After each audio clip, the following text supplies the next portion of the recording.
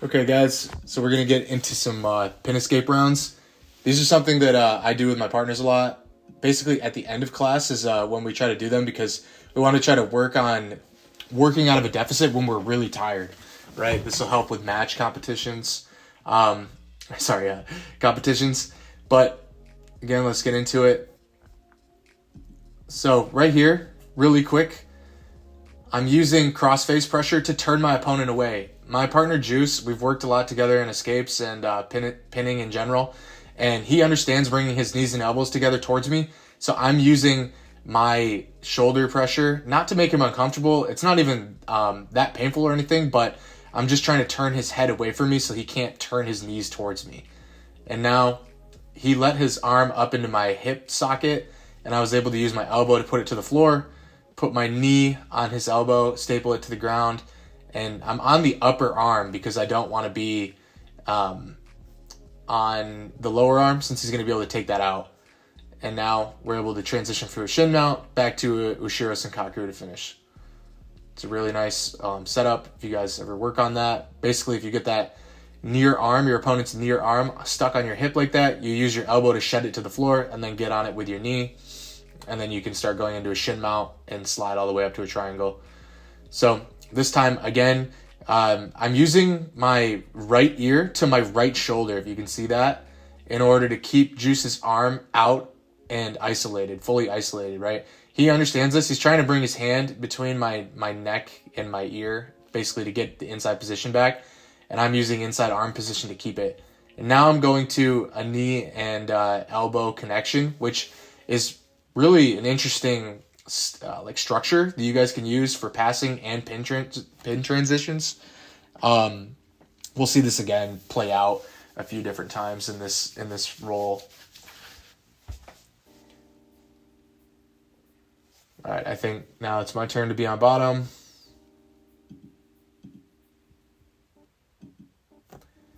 So we're starting here. I've got Juice is doing a good job bringing his right ear to his right shoulder. I'm still able to get it in a little bit, my left arm.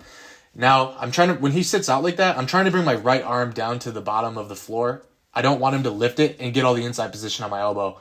And so now I rock up so that it threatens his base since he's sitting out. And then I'm able to put my knee back in between his hip and me once he squares his hips.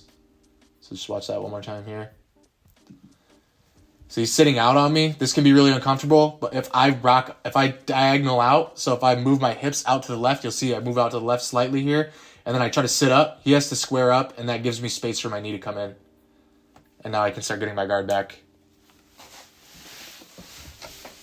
We work on escapes a lot here, so I thought it'd be beneficial for you guys to see how we work escapes in person. I'm using my underhook diagonally, trying to get his weight off of me. And then since his knees are disconnected, I roll underneath diagonally for a plan B sweep in this one. Juice is a big guy. He's like 230. He's bigger than me. So it's a good training partner, especially for these rounds. And here you can see Juice is using his right ear to right shoulder concept to keep my hand from coming inside, which is great.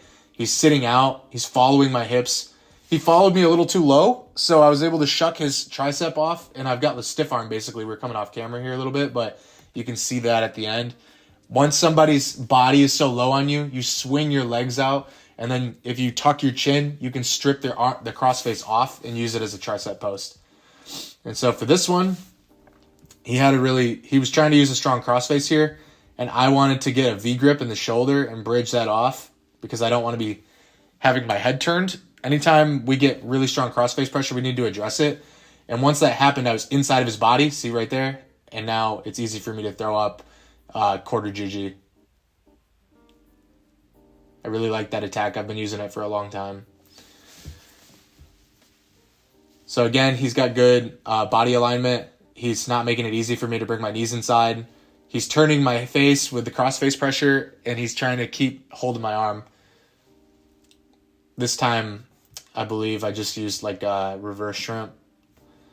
So he's really close to my legs. If that happens, I can bring my left leg out really wide and then pull my hips in one giant motion like that. And it made a lot of space that it was hard for him to follow. And now I've gotten my knee-elbow connection and got my side guard back. And this time he's got my near arm isolated, so I'm putting it on the floor and bridging him over it to make him base out like that. Now I have it back inside. And he's trying to go to a mount, but the time runs out.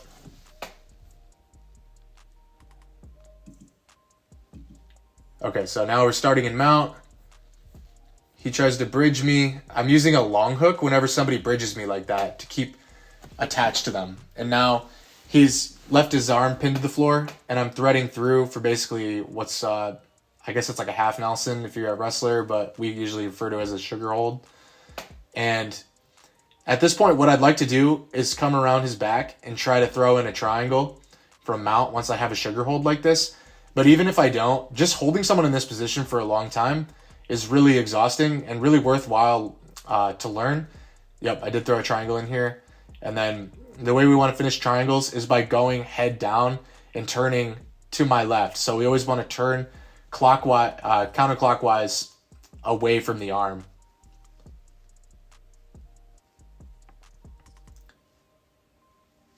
He tried to rotate out, but that just made it tighter. So starting in mount again.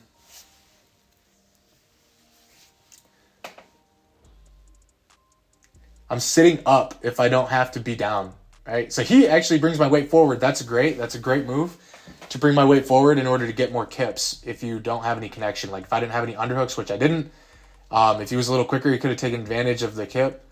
And so now another thing he's doing that's really good, he's not as experienced as me, obviously, but he's using hip frames. I've been teaching him to use hip frames to keep my hips low on his body, even if he gets isolated with one arm, which is really important. So we're coming off camera here a little bit. Apologize for that. And the timer ran out on his side. So when I'm in the kip, I'm keeping my frames tight to my center line. Nothing is beneficial to me for having them out, right? This is a classic overhead kip here. So my limbs are always staying tight to my body, and I don't allow any just like unnecessary underhooks here. So I'm lifting them up. I went full convex back to concave, and then I have knee to hip connection right here. So you can see this again. Concave, convex, concave. My knees are on his butt the entire time as he gets ratcheted up until my knees come inside. If you guys haven't mastered kipping, definitely master kipping. It is a goated escape. So now this time I'm going to do a different one. This is actually one that I talked about in my old kipping for old guys video, which is where I go out to the side and then have connection to the hamstring and kip the same way. So it's actually like a knee elbow escape mixed with a kip. Again, my arms are tight to my body. I'm not allowing any free limb isolation. He's kind of too low without any underhooks here. So again, I'm going to kip him. He's set up for a kip very nicely.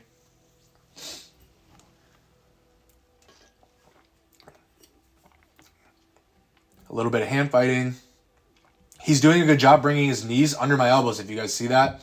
He's trying to come up high. The higher up he comes, the harder it is for me to actually move and manipulate his body with my bridges because his hips aren't on my hips. So it's very smart for him to do that. If anybody does this technical S-mount to you, this is a really good moment to teach here. If anybody does this, everybody way overthinks this. They go to this technical S-mount when I try to do a knee elbow escape, right? I'm knee elbow escaping here. I'm trying to catch his ankle. He sits out like that. Just turn and immediately kip in the other direction. He took himself off center line for me by doing that, which is what we want in kipping. I'm trying to take my opponent off center mass. And once he turns and does that technical sit out, he already took himself off center mass. So if I turn into him, the side that he's sitting, it'll be very easy for me to start kipping him off. Now, this is something I also want to mention. When you guys are training escapes, like give them the worst case scenario.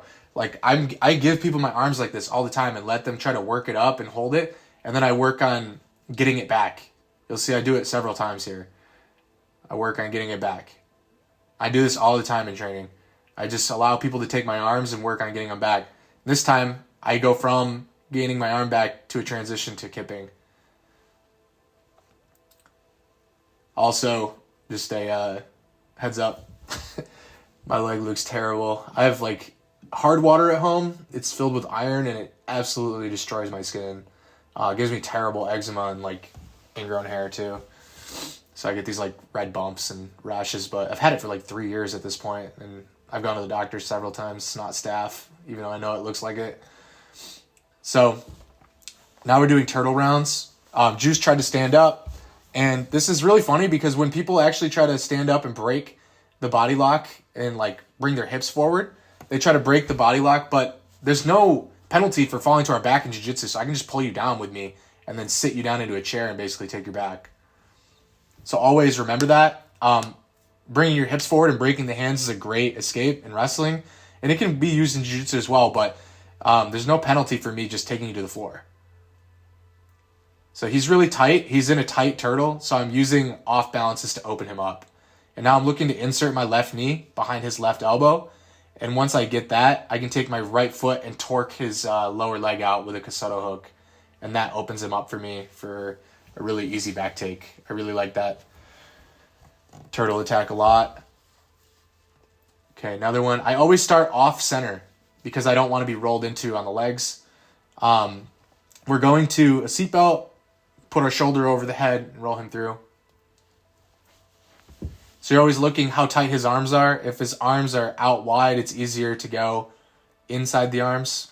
So this time he goes to a near side shoulder roll. Not a lot I can do about that unless I'm really ready to grab onto the seatbelt and roll through. But what we can do is just make sure that when they land, they don't gain a guard back. Instead, we get some kind of dominant pin, which is what happened here. So he's doing a good job turning his hips out and rolling, but he didn't quite get enough hip height into my shoulder. And so I'm able to stay on the outside of his legs and get into a power ride or a leg drag position here. And now, again, we're staying off center. He tries to stand again, and we're fighting for a moment, but I think I do a reverse Hayatoshi here. Yep, just to put him back down.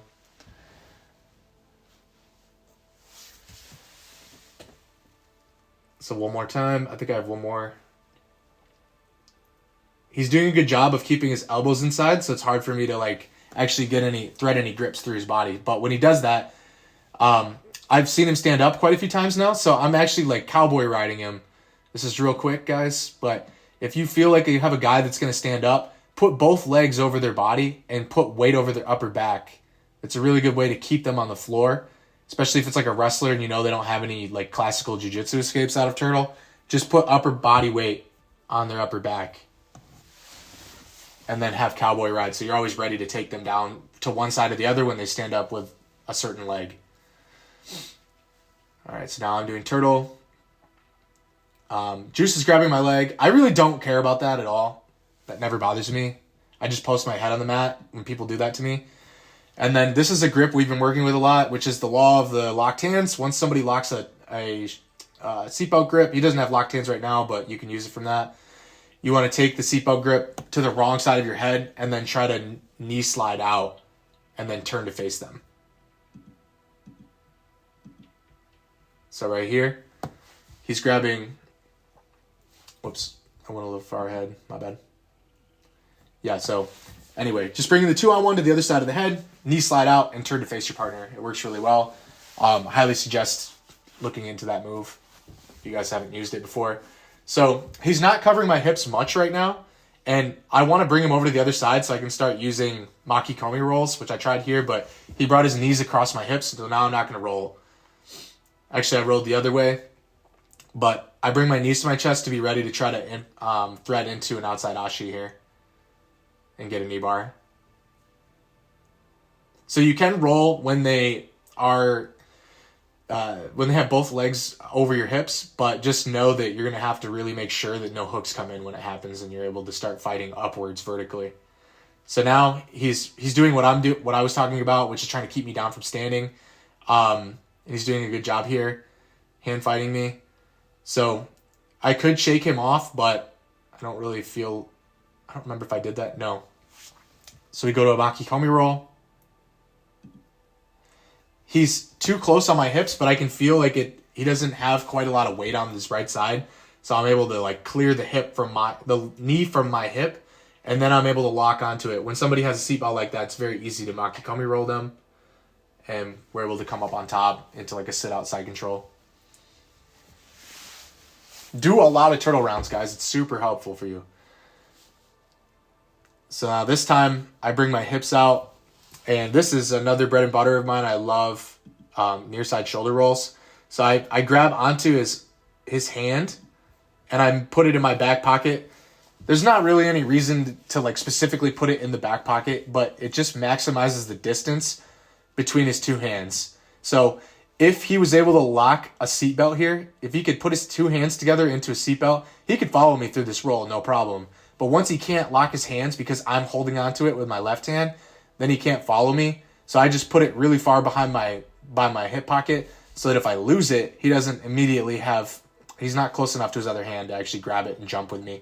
So I roll my hips into his shoulder blade, and a lot of times I'll get triangles or leg entries from this. Just like this. If I had one escape from the turtle, I would probably use near side shoulder rolls. They're that good once you know how to use them. Using your hips to get away, and then also making sure the hands don't connect. This time I kind of attempt a Makikomi roll that's not quite there, and just kind of go back to a regard.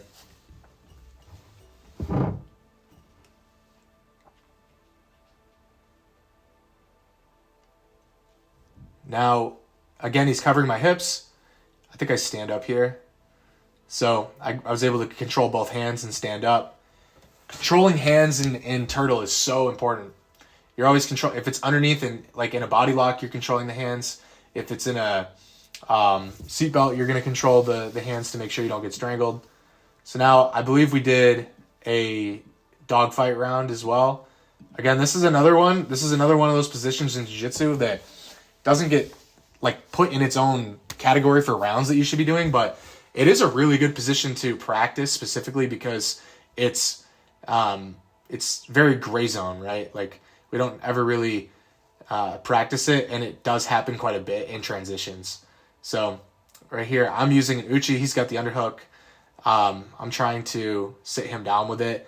He disconnects his legs, and as the underhook guy, you typically don't want to disconnect your legs because you're underneath. I have the ability to put weight on you with the overhook, and so his head goes lower than mine, and I got the headlock like you just saw.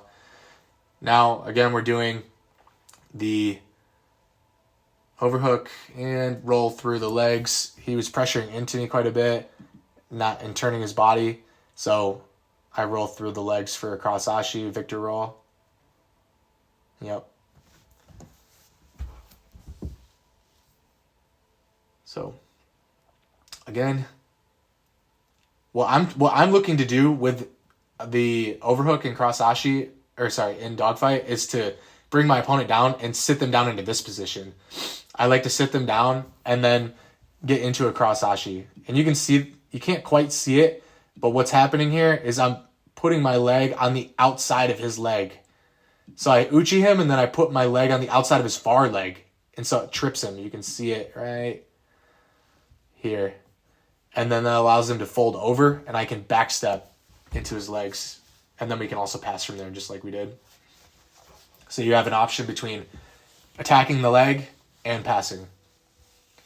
And I think we got one more. Again, what I'm always trying to do is get an initial off balance with the uchis. This time, actually, he was doing a good job trying to shelf my leg.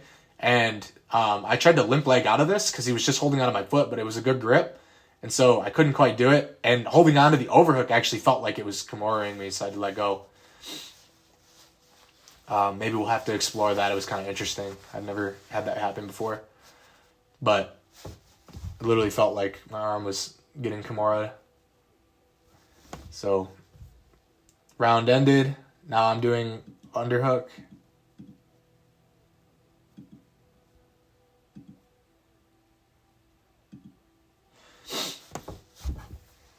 All right, so he's putting a lot of pressure on me. Very easy time to bump him forward and do a limp arm.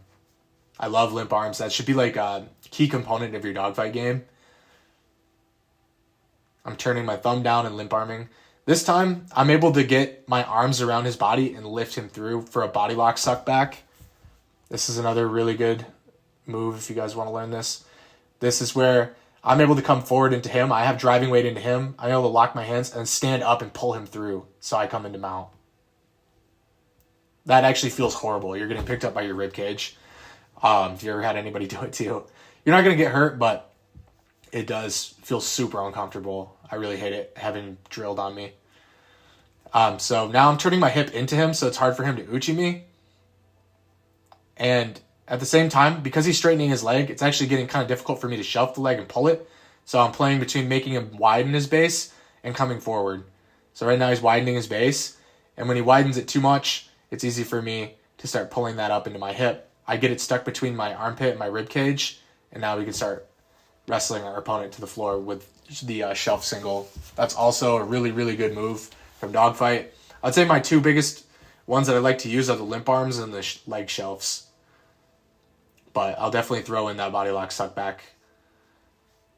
So now he's coming a little bit too low with his head here, looking to try to wrestle, and so that gave me a cow catcher.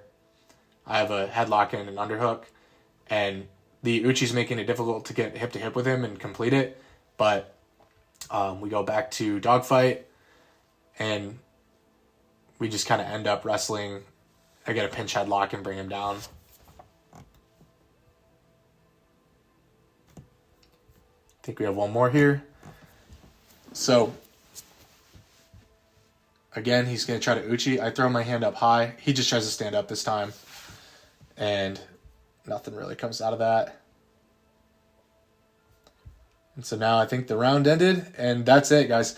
But thanks for watching. I really hope this was helpful for you. Like I said, if you guys want to train like this, I think it's really beneficial to put it at the end of class when you're already exhausted. You guys could see, like, right when the video started, it was already really sweaty, and there was a lot of, the mat was pretty gross. So it's really important to train in a deficit like that, because when you're in a match, especially if you're a newer competitor, you're going to have those adrenaline dumps. You're going to feel tired. You get pinned. You get panicky. You're exhausted. You need to be able to efficiently move. So we want to try to simulate that in the training room as well. And if you guys like this escape content, we'll do more things like that. I can film more sparring sessions and talk about where my head is in terms of what I'm doing and what I teach my partners to do with me as well. And I have a bigger, like, full open round video I can post here in a little bit, but I wanted to get this escape one out for you guys. So if you like this, let me know. If you guys see anything interesting you want to know more about, let me know in the comments. And as always, it's Eddie with Crash and Flow BJJ.